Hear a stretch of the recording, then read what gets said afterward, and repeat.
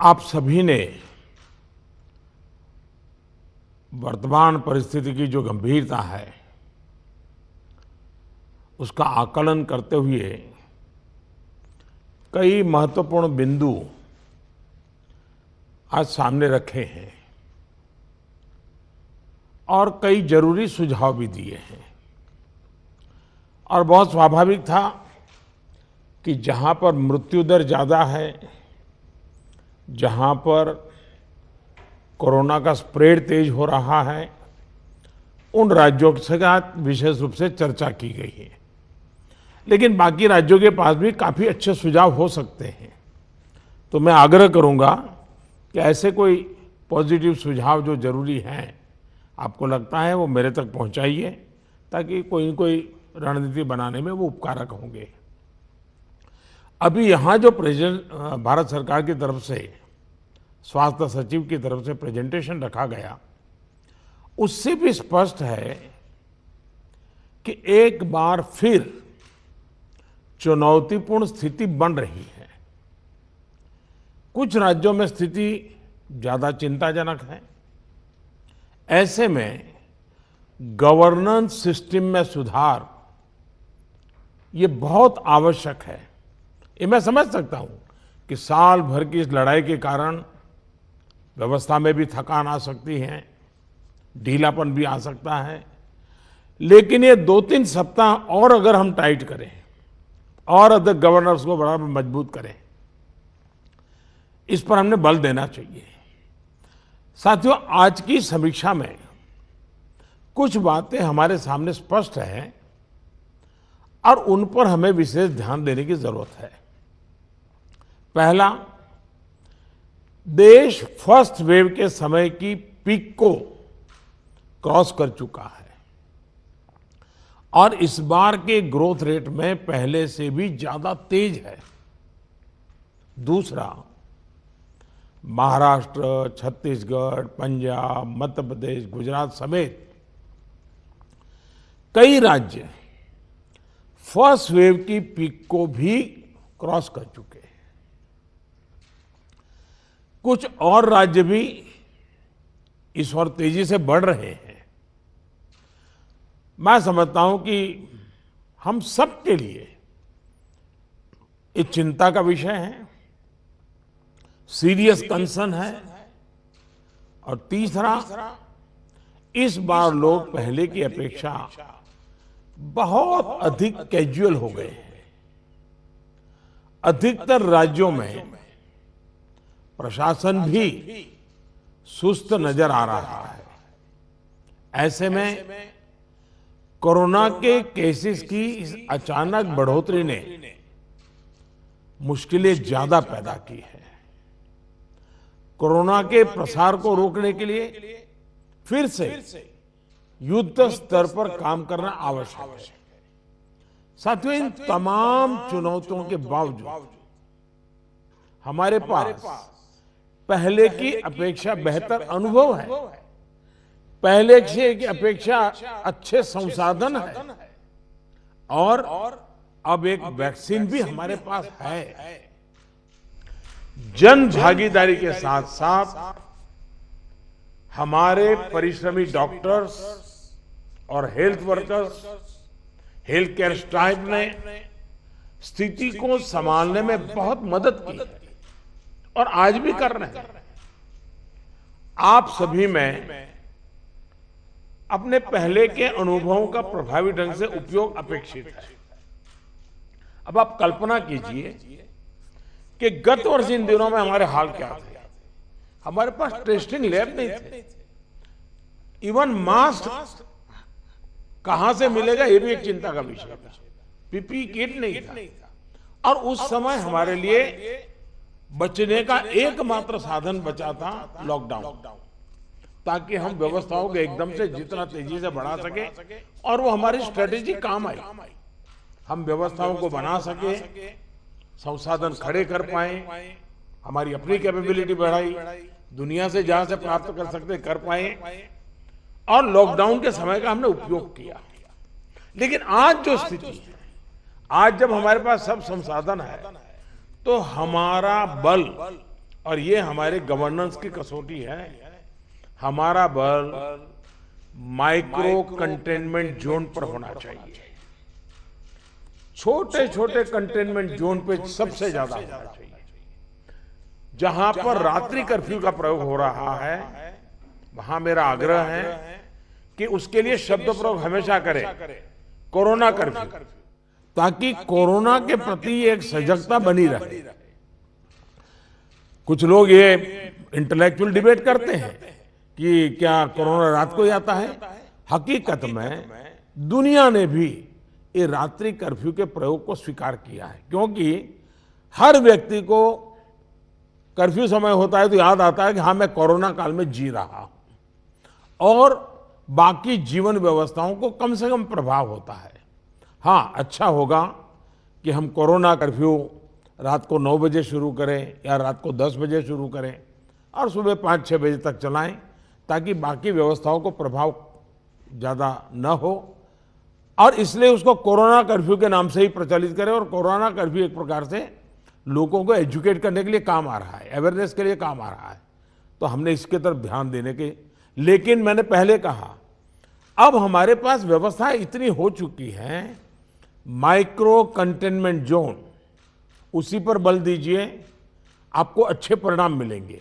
हाँ, उसमें जरा सरकार को थोड़ी मेहनत ज़्यादा पड़ती है, गवर्नेंस को टाइट रखना पड़ता है, हर चीज़ को माइन्यूटली ऑब्जर्व करना पड़ता है, लेकिन ये मेहनत रंग लाएगी, ये मुझ पर विश्वास कीजिए।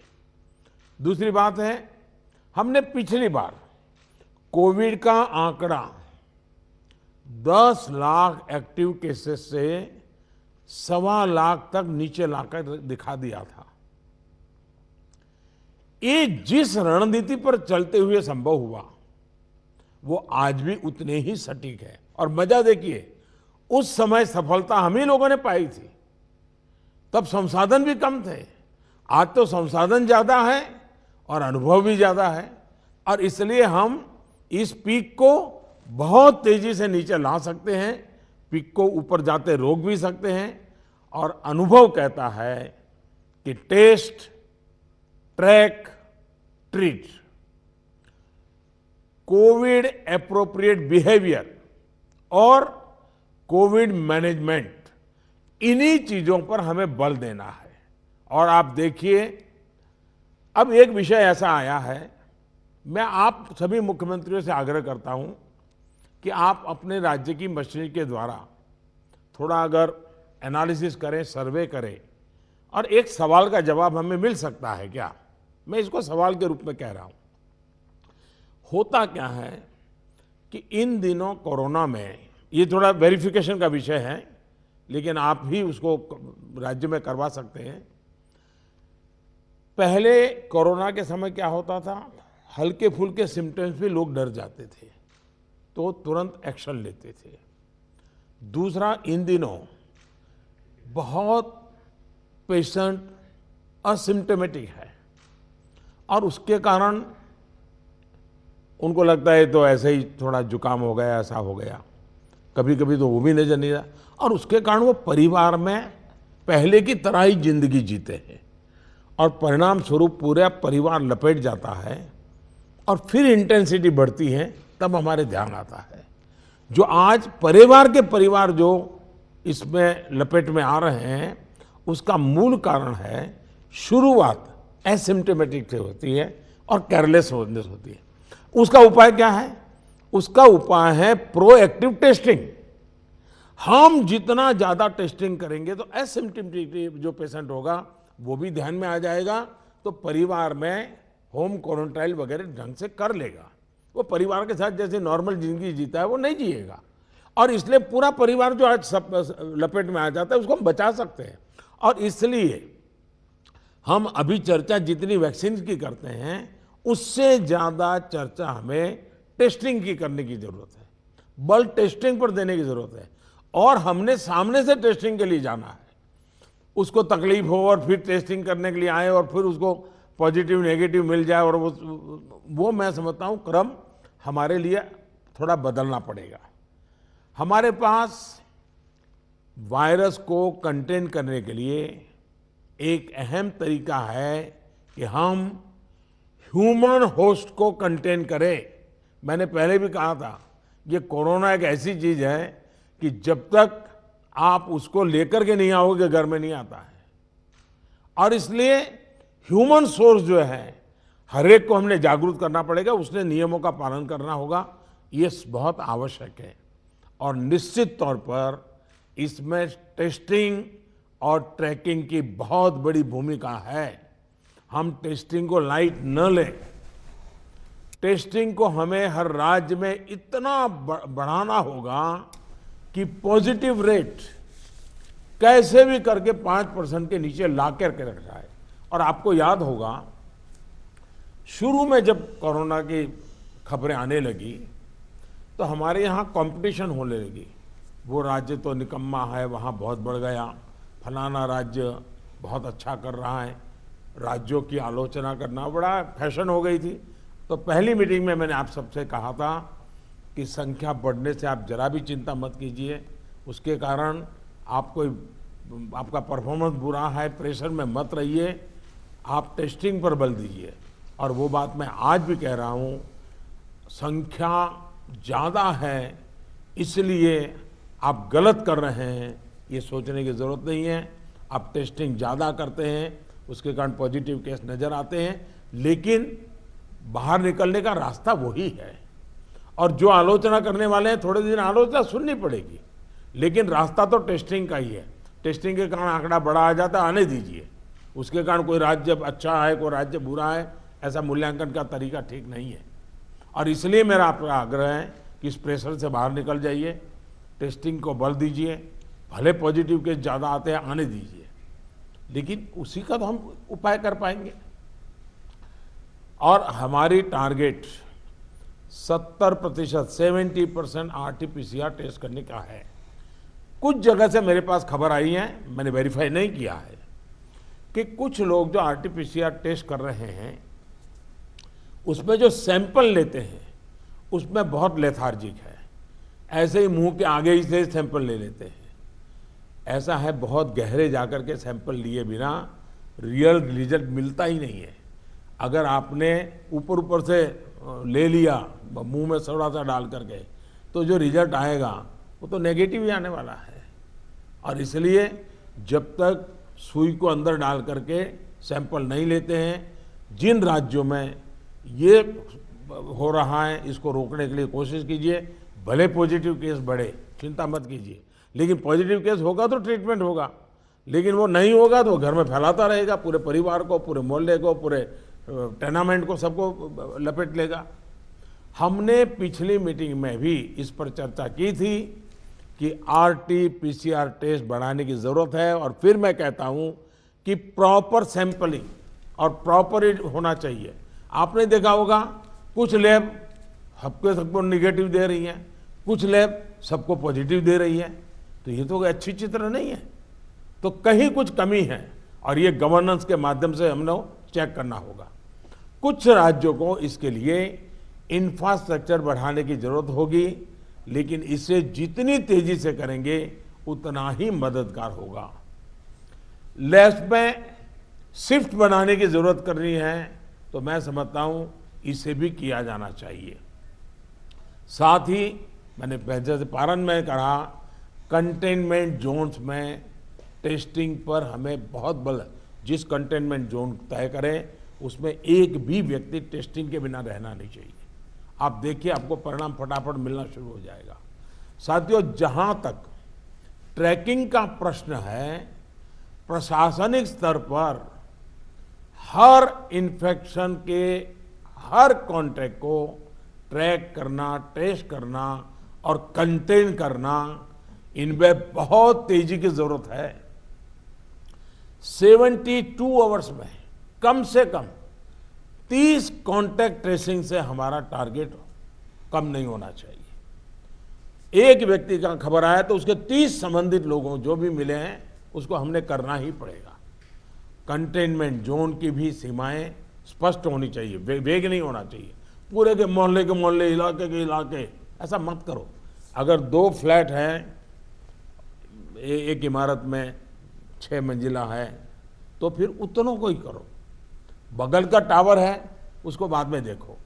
अदरवाइज क्या होगा कि हम सब के सब सरल मार्ग यही है कि मेहनत कम पड़ती है, ये कर दो, उस दिशा में मत जाइए।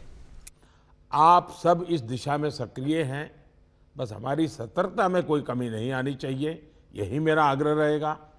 हमें ये सुनिश्चित करना है कि कोविड फटीग के चलते जमीन तक जाते जाते प्रयासों में सुस्ती किसी भी प्रकार से नहीं आने देनी है।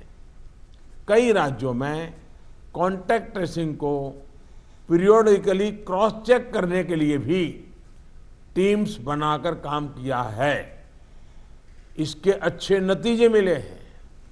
हम सबको ये भी अनुभव है कि जहां कंटेनमेंट जोन में हेल्थ मिनिस्ट्री की एसओपीज का, और मैं मानता हूं ये एसओपी बड़े अनुभव से तैयार हुई है और समय समय पर उसको अपग्रेड किया गया है, उस एसओपी का प्रभावी पालन हो रहा है, वहां बहुत अच्छी सफलता मिल रही है।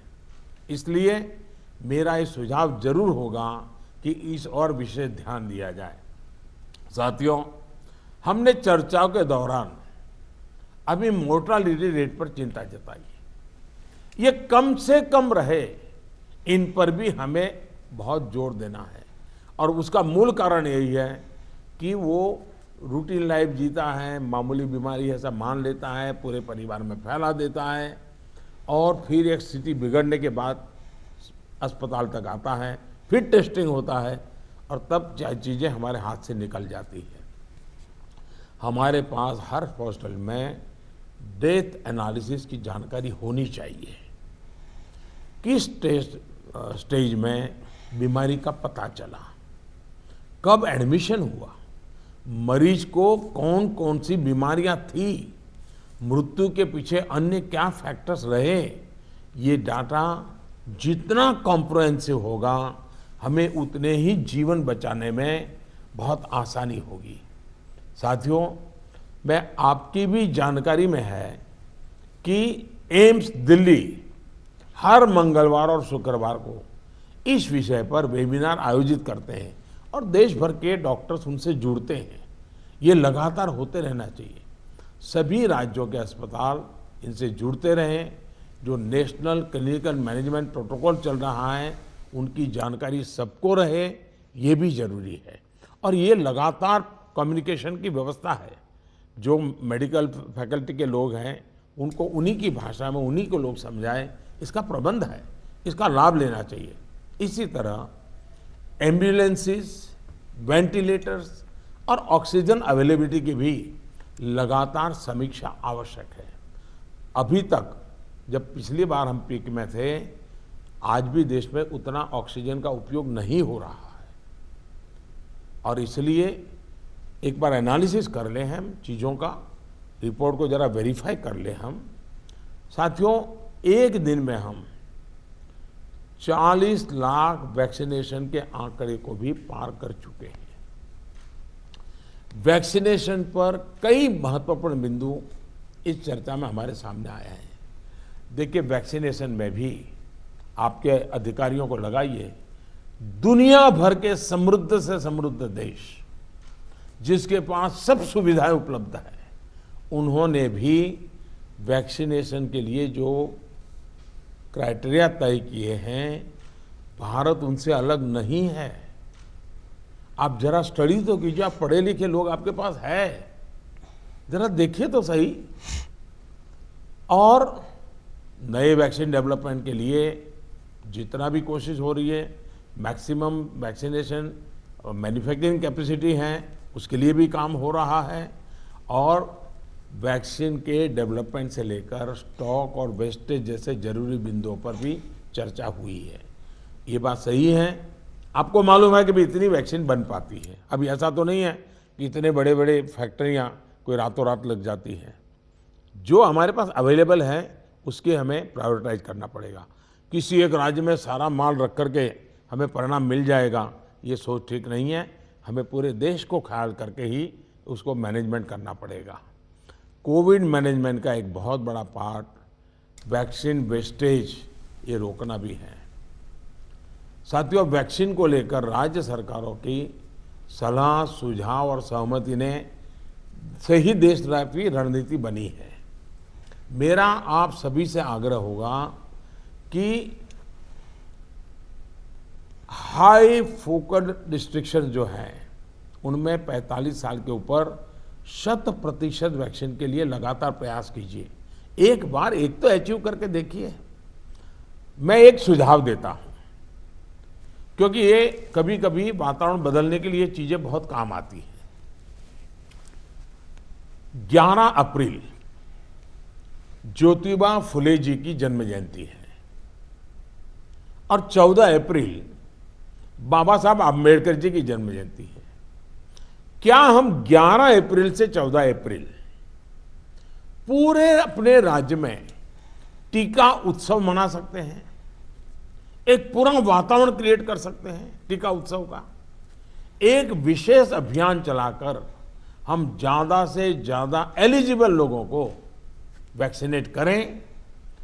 जीरो वेस्टेज तय करें हम कि इन 4 दिन जो है टीका उत्सव में जीरो वेस्टेज होगा। वो भी हमारी वैक्सीनेशन कैपेसिटी को बढ़ा देगा। हमारी वैक्सीनेशन कैपेसिटी का ऑप्टिमम यूटिलाइजेशन ये हम लोग करें। और इसके लिए अब हमें यदि वैक्सीनेशन केंद्रों की संख्या बढ़ानी है तो उसको भी बढ़ाएं। पहले एक बार देखें कि हम 11 से 14 अप्रैल किस प्रकार से चीज़ों को मोबिलाइज कर सकते हैं। एक अचीवमेंट का सेटिस्फैक्शन मिलेगा, वातावरण बदलने में बहुत काम आएगा। और मैं भारत सरकार को भी मैंने कहा हुआ है कि जितनी मात्रा में हम वैक्सीनेशन पहुंचा सकते हैं पहुंचाने का प्रयास करें।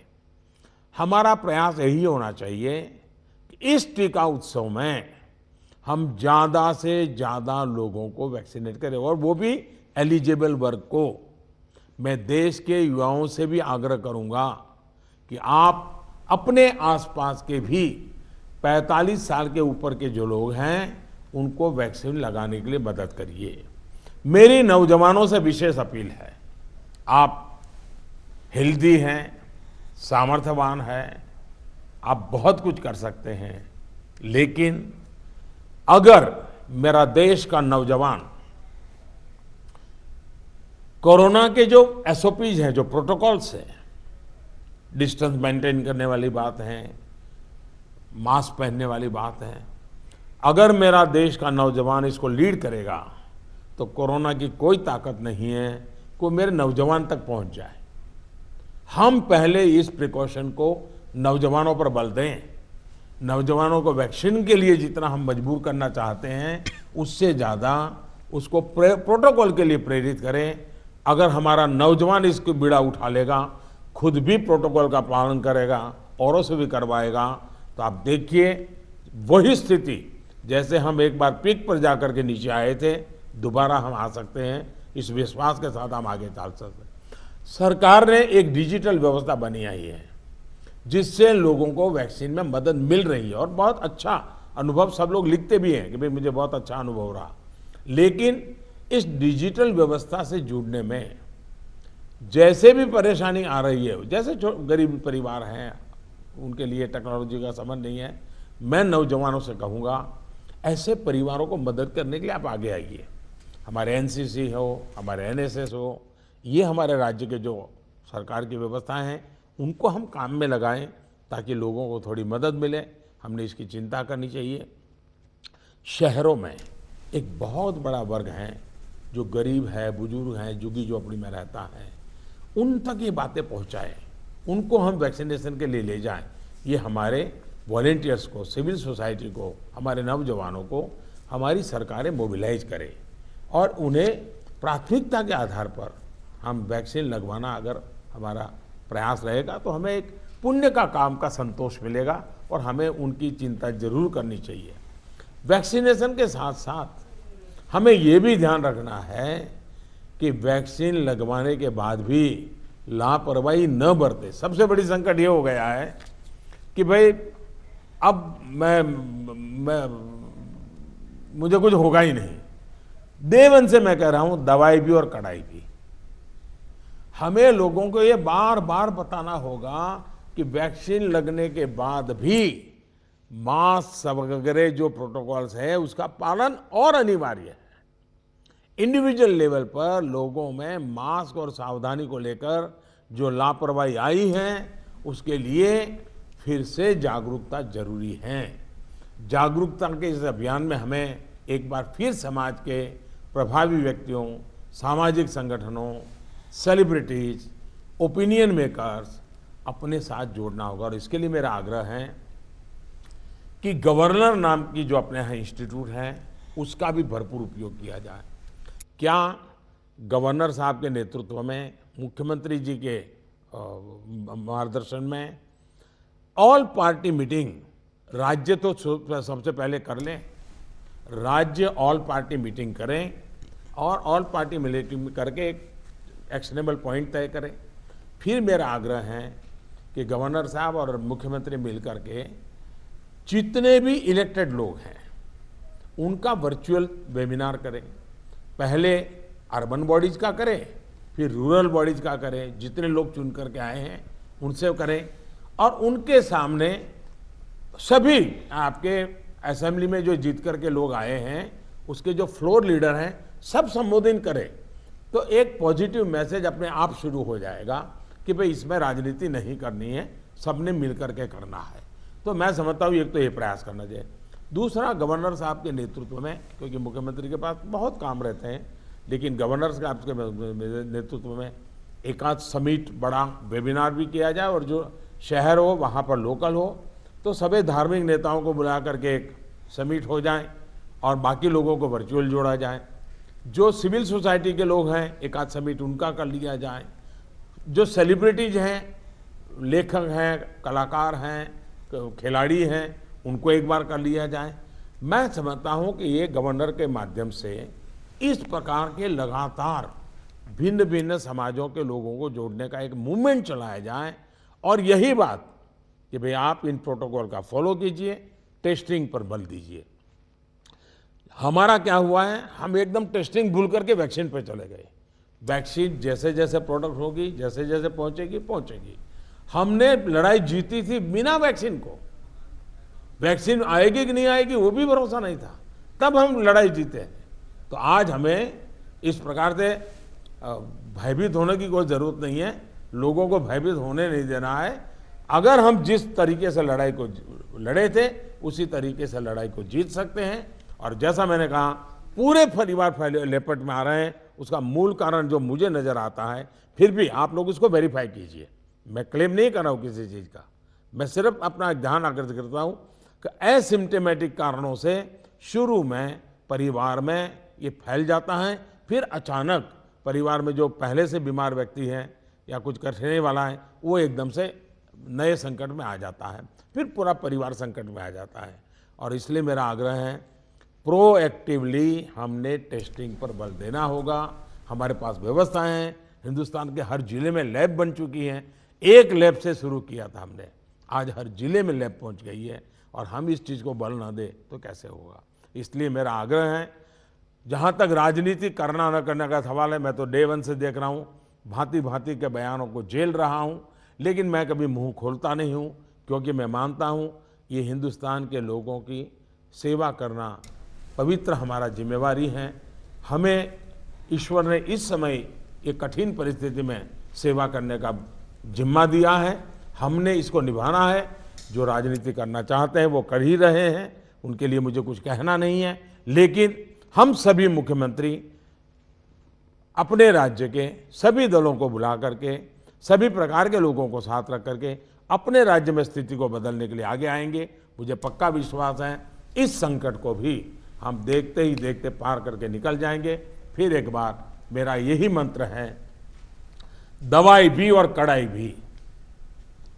ये इस विषय में कोई कॉम्प्रोमाइज मत कीजिए जी। मैंने पिछली बार भी कहा था कि आपको जुकाम की दवा ले ली और बाहर बारिश आ रही है, आप कहें मैं छाते का उपयोग नहीं करूंगा, ये नहीं चल सकता है। आपको अगर जुकाम हुआ है, दवाई ली है, ठीक हुए, तो भी अगर बारिश आ रही है तो आपको छाता रखना ही पड़ेगा, रेनकोट पहनना ही पड़ेगा। वैसा ही ये कोरोना एक ऐसी बीमारी है, जैसे हर प्रोटोकॉल में फॉलो करते हैं, इसको भी करना पड़ेगा। और मैं ये कहूँगा कि जैसे हमने पिछली बार कोरोना को नियंत्रित किया था, वैसे ही हम इस बार भी कर लेंगे, मेरा पक्का विश्वास है और मेरा आप पर भरोसा है। आप अगर इनिशिएटिव लेंगे, चिंता करेंगे और फोकस टेस्टिंग पे कीजिए। वैक्सीनेशन की व्यवस्था एक लंबे कालखंड के लिए है जो निरंतर चलानी होगी, वो चलाते रहेंगे। आज बल हम इस पर दें और जो एक टीका उत्सव एक ब्रेक थ्रू करने के लिए तय किया है, उस टीका उत्सव पर हम एक नई सफलता प्राप्त करें। एक नया विश्वास पैदा करने के लिए एक छोटा सा अवसर काम आ सकता है। मैं फिर एक बार आपके सुझावों की प्रतीक्षा करूंगा। बहुत बहुत धन्यवाद। धन्यवाद प्रधानमंत्री जी। मैं अब सभी का धन्यवाद कर हम इस बैठक की समाप्ति करते हैं। आज जो प्रधानमंत्री जी ने हमारा मार्गदर्शन किया है, उस पर अपने अपने राज्य में हम तेजी से आगे बढ़े और फिर एक बार कोरोना पर विजय प्राप्त करें, यही सबको मेरा निवेदन है। एबीपी माझा, उघडा डोळे बघा नीट।